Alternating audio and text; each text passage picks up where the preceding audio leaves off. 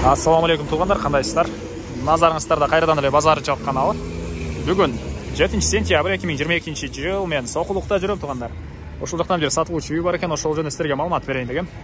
Азыр мен турган жер Фрунзе жана Ленина көчөсүнүн кесилишинде турам.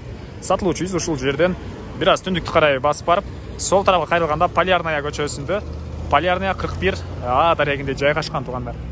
Анан бул жерге чейин Бишкек шаарынан көптөгөн маршруткалар, по пути машиналар деле келет. Көпчүлүгүңүздөр билгендей, жакын жерде мынакей базар, Глобус, Фрунзе, бардык ушундай нелер, парктар, поликлиникалар деле бар экен.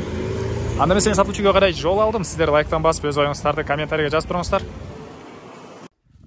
Мынакей тугандар, келүү жолун көргөзгөнчө бүгүнкү чарса сатылуучу үйгө да жетип келип калдым. Бул мынакей көчө тарап, көрүп турганыңыздардай ворот орнотулган жана көчө тараптан көрүп турганыңыздардай пескоблок менен болгон забор менен тосулган тугандар. Анан мектеп жакын жерде бар, бул жакта центрге деле анча алыс эмес, базарга, жанагы жеңиш паркына жана башка ошол центрдеги объекттерге жакын болуп калат тугандар. Демек корбосуга кирип калган маалыматты берейин. Жердин аянты 25 сотук тугандар. Анда бир жыл айта кетейин. 25 сотук. Түндүк чекарасы бул пескоблок бүткөн жерге чейин болуп калат. Мынакей бул корбосунун көрүнүшү. Бул жакта узун туурасы 11ге 9 болгон чоң үйгө фундамент жана ал жакта 2 бөлмөлүү времянка жана банясы, сарайлар баары бар экен. Бул жакта көмүркана төрүндө тугандар. Түштүк чекарасы ал жактагы пескоблокко чейин болуп калат. Шлакоблок ошол менин оюмча. Азыр карап берейин. Шлакоблокко чейин мына ушундай тугандар. Ал жакта сарайы, бирок 2 бөлмөлүү времянка.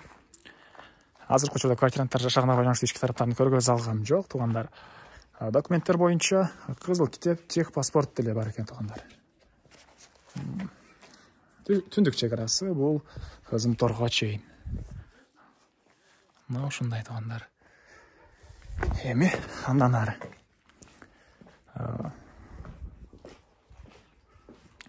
Бул жакта сарай, ага улатка чейин үй ээси өзү мал кармаган экен жана азыркы учурда биогумус ошол сарайдын бир бурчунда биогумус өндүрүп аткан учуру калифорнийский сөөлжандар менен.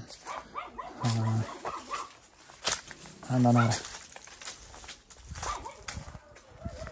Бул жакта мынакей бош жерлер, өрүк бактар, кошуналар менен болгон чегара бул жерге чейин. Ал жакта да бактар.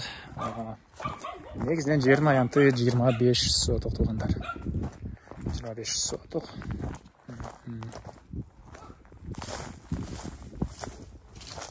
Так. Дагы эмне маалыматын берсек. Центрге анча алыс эмес тугандар.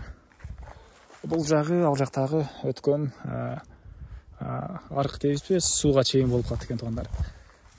Жада ылдый карап кете берет. Ушундай анан. Ал жакта темирлер турат, могу өрүктүн жанында. Ошол жака чейин барайын десем, бир аз чөптөр болгондугу байланыштуу бара алгам жок тугандар. Мына ушундай. Негизинен азыркы учурда квартиранттар жашаганга байланыштуу бир аз бояктар кургап турган үчүн негизи суу деле кенен. Мынакей кошуналарга окшоп мондай жер жемиштерди эгип, бактарды жашылдандырып турсаңыздар болот. Квартиранттар карап алганга байланыштуу бир аз ушундай саргарып жаткан үчүрү негизинен суудан проблема жок. Кошуна тарапты көрүп турасыздар, жап-жашыл. Эмне маалыматын берсек дагы тугандар. Эмне маалыматын берсек.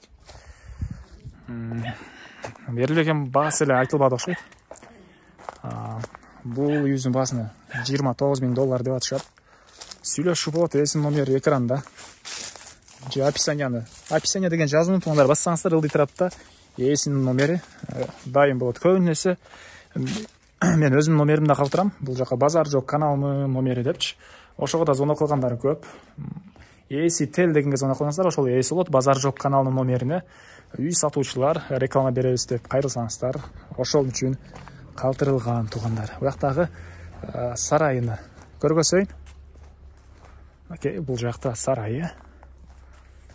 Навес, буякта сарай төрүндө. Бул жакта биогумус өстүрөт. Өндүрөт экен тугандар, кечесиздер. Кыскасы мына ушундай тугандар. Звонок сүйлөшүп көрүңүздөр, дагы келсеңиздер өзүңүздөр толугураак дагы маалыматтарды алсаңыздар болот. Суу свети жөнүндө айтпадымбы, айттымбы? Бир аз ысыкта азыр күз болсо деле Кыргызстанда тугандар аба ырайы өтө эле ысык. Бир аз баш айланып эсинден чыгып турат. Кыскасы суу свети деле бар тугандар. Суу свети деле бар. Ал жакта төрүндө септик бар экен. Мына ушундай. Лайктан басыңыздар достарым, бөлүшүңүздөр. Ал нерсе мага үйесине чоң жардам болот. Анда эмесе мен сиздер менен коштошом. Кийинки чыгарышка чейин саламатта калыңыздар.